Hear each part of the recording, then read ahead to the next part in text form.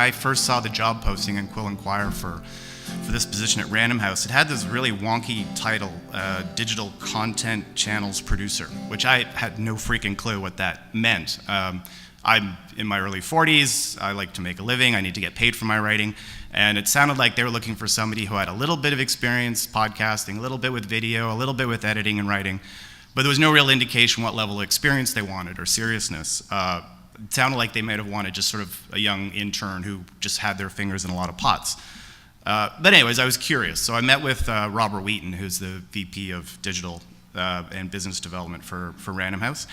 And shockingly, we had a lot of common ground in thinking about what publishing industry's challenges were and what the amazing opportunities were with digital and electronic media. So very quickly, over the course of a couple, what were job interviews, but actually became kind of strategy sessions for figuring out what to do next and what Random House could do with the amazing, I guess, roster of authors that it has, but also maybe what are some of the opportunities that it's missing out on. So together we identified certain challenges. One that you hear a lot, a word that gets kicked around the publishing industry a lot, is discoverability.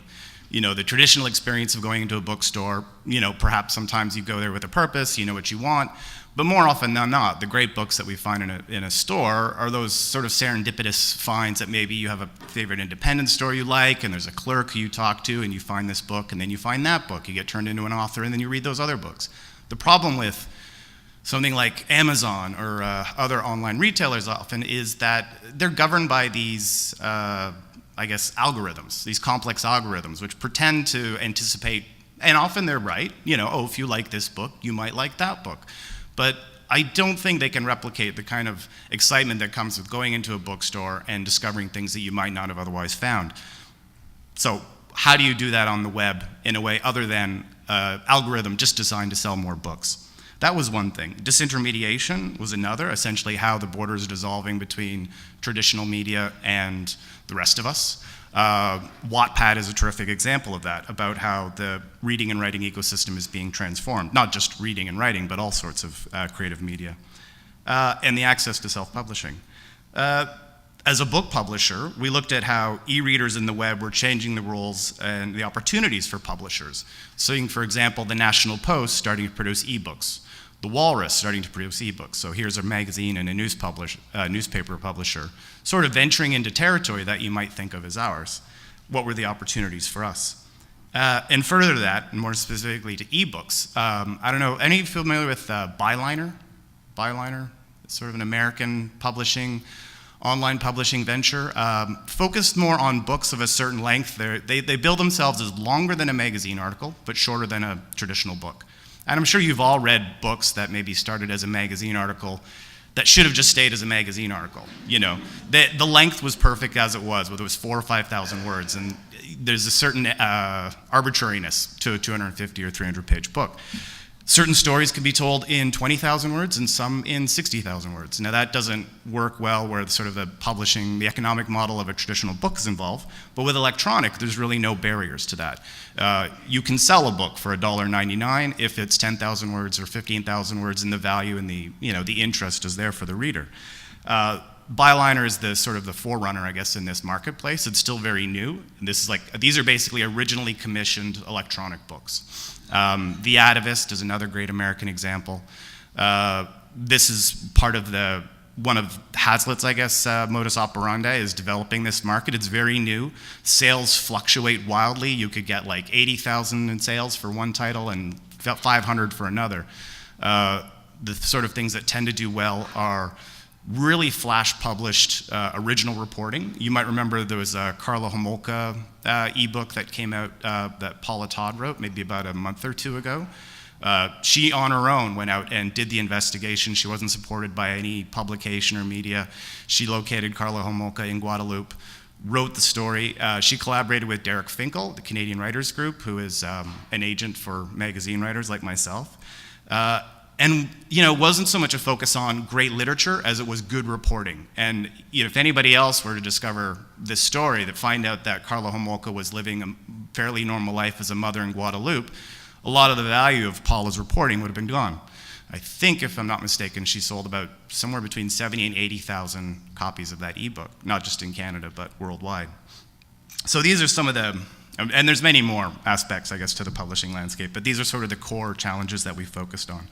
And until now, book publishers have mostly focused on the web simply as a publicity and marketing vehicle, really a catalog. And maybe there's some sort of adjunct blog, but not necessarily a lot of depth. It's not something that you'd go to a publisher's website for the reading experience in and of itself. You'd go to find a book. If you Googled a certain title, maybe the page for that author or book comes up on the publisher's website.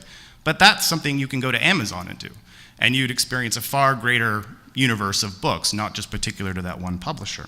So we thought, well, why don't we look at the web as another area that we can actually publish into? And if we were to do that, what might it look like? And we were inspired by one central thing. I mean, even though there's been a lot of doomsaying about the book business, although fortunately Random House, as you probably know, had a great year last year, largely on the backs of what was originally a fan fiction self-published book called 50 Shades of Grey. But books still occupy, and reading, a central place in our culture.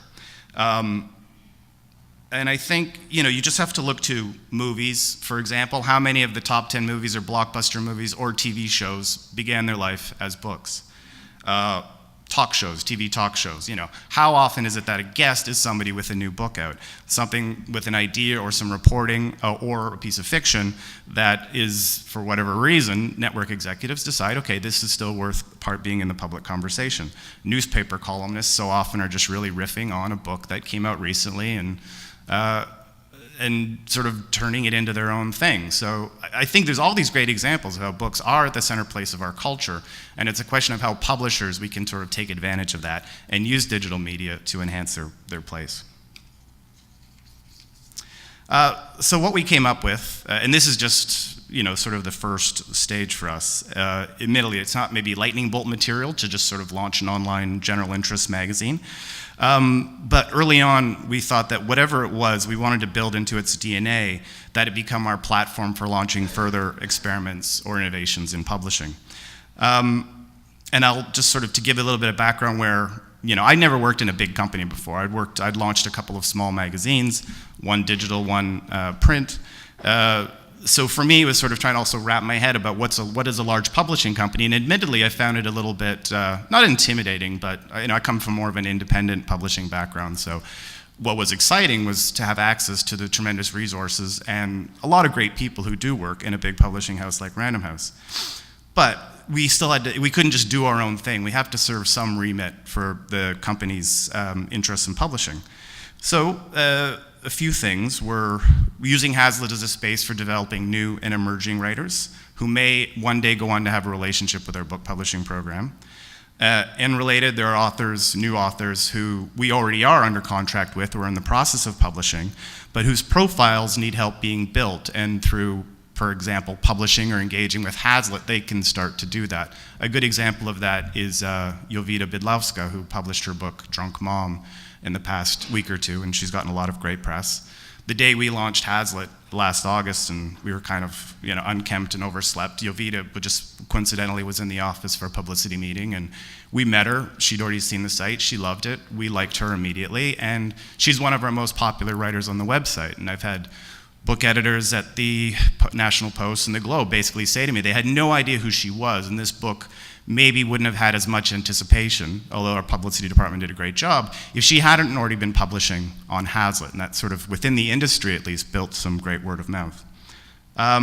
It's also a tool for supporting our authors throughout their career, not just as newer writers, but mid-list authors or more established marquee authors who may not need our help, but part of the purpose of Hazlitt is putting them into the daily conversation. I mean, books exist, as that graph showed, in certain timelines of 12 to 15 months, or in the case of my book, 5 years. There's the opportunity to engage in a conversation on a daily basis. So there may be an author who's written about, child soldiers or about the economy. And, something happens that day, and not unlike a news channel may, call somebody for an interview. The opportunity for us is to do the same thing, but try to do it more creatively. And so, a book that might be a year old, we can sort of put back into the conversation. And, well, I mean, on a competitive level with other publishers, too. I mean, Random House competes with, for now, Penguin, and HarperCollins, and Simon & Schuster, and others. And we're competing for authors and their books, for those who aren't already under contract to us. And so something like Hazlitt, and at least demonstrating this commitment to new digital initiatives, has succeeded in giving us that one, I guess, little extra arrow in the quiver. And it's not necessarily the prospect of, the extra publicity, because the thing to understand about Hazlitt, it's not a marketing vehicle for our authors, and we write about non-Random House books and authors, and a lot of the stuff on the site has nothing to do about books, like, well, Flannery O'Connor is books, but Black Sabbath maybe not. That's about a documentary about North Korea. So, the publication itself is meant to be an entertaining, informative editorial thing in its own right, not just as like a marketing vehicle for Random House. So what appeals to writers who may become involved with Random House is not so much the publicity as it is actually as a creative vehicle that they may not feel that outside of the course of writing their book, they have other ideas that they want to do. And Hazlitt potentially gives them a place to do that. And that's actually been really great. It's been a vindication of the work we've done, that they find that an interesting space to get involved with. And we love the fact that they're coming to us with great ideas. And I think the last and most important thing was creating an online brand under which Random House could launch a variety of products and initiatives in this space. And a good example of that, going back to Byliner, are these, I guess you call them Kindle singles or e-originals, originally commissioned ebooks. We've done 3 so far. One with Ivor Tossell called The Gift of Ford, which is how Rob Ford is a gift to Toronto, in ways that may not be quite obvious. Another one, I'm blanking on it, Patrick Graham wrote a book about his memoir during the uprising in Libya. And another book called You Aren't What You Eat, which is kind of like an anti-foodie manifesto. They range in length. The Ivor Tossell book was 18,000 words. The Patrick Graham was 10,000, and the You Aren't What You Eat, I think the subtitle's Are You Fed Up with Gastroculture? That was more like 40,000 words. So that was almost like a novella length or half length of a conventional book. So then, once Robert and I had kind of figured out the groundwork, what happens next? How do we build this magazine and what goes into it? And as I mentioned, there were 2 important decisions. One was a certain amount of editorial independence, that this would not have any sort of credibility, or would lack a great degree of credibility if we weren't able to talk about writing and books at large and their place in the culture. And so that means, again, interviewing or even inviting contributions from writers who've never written from Random House before. They might be Anansi authors, they might be HarperCollins authors. And also that we didn't necessarily just have to address ourselves to the Canadian market. I mean, the web is global, and there's no reason why a magazine like ours can't be either. More than half our readership is already American. We get a lot of great audience from the UK. Most of it is Canada and the US. But depending on the type of story that goes up one day, we watch our traffic, and we may see a spike one day in some place like Singapore or Turkey, which is always exciting. So, as I said, the most important goal was to create an editorial package that would stand out on its own, apart from somebody who's interested in Random House books, the sort of magazine that we felt wasn't being done in this country, whether in print or online, one that was eclectic, with original points of view and takes on things, irreverent, attractively designed, clean and elegant, that makes the use of functionalities on the web. If you read our features, for example, we have things like footnotes on the side that kind of interact with the text. We also, if it does relate to a book from Random House, there's this great sort of widget feature that will directly take you to that book or that author's page. I guess we'd call it a little experimental, a little pop, a little lowbrow, a little highbrow. And the most important thing I probably did early on was bring on another journalist friend of mine, Alex Molotko, who had been an editor at The Walrus. And the thing we shared, I guess, was a sensibility, and on the other side, our, strengths and weaknesses kind of complemented each other and filled each other out. The most important thing in building the identity was that it would focus on writers. We didn't have long conversations about branding or crafting an editorial statement of purpose. We spent months and months just listing off names of writers we liked, whether they were fiction or nonfiction authors, whether they were well-known or not well-known, whether they were Canadian or not. We trusted our instincts to be broad enough, but also the particular way that certain things that you can never predict go large on the web or strange enough, and putting it in an interesting package. And from my experience at Toronto Standard, which is an online publication launched in 2011, I think, way I went about, I'd never worked in an online publication before. I'm actually quite old-fashioned. I'm a print guy, even despite my title as digital director person.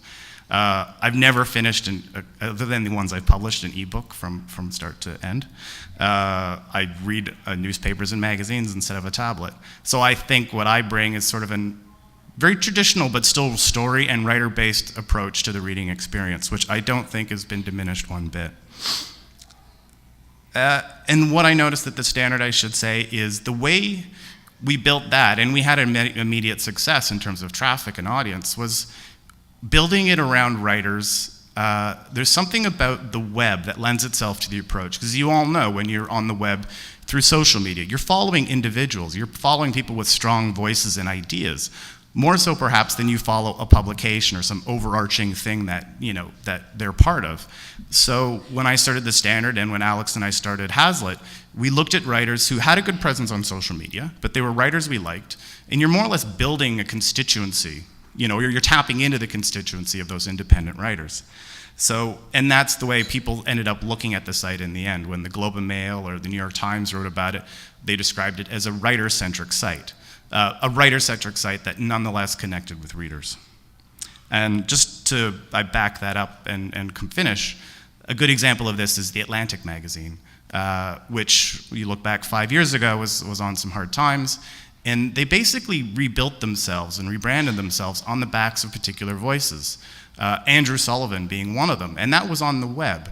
It was the website's rejuvenation that led the way for the magazine's rejuvenation. And it was around somebody like Andrew Sullivan, who was very prominent, had a strong voice, he blogged every day, that created that uptick in traffic and interest again. Of course, Andrew then went on to Daily Beast, and now he's working on his own, at the Daily Dish, which is his own organization with his own staff, which I think just goes to emphasize the strength with which an individual person or team can kind of break through the clutter of the web and connect with readers.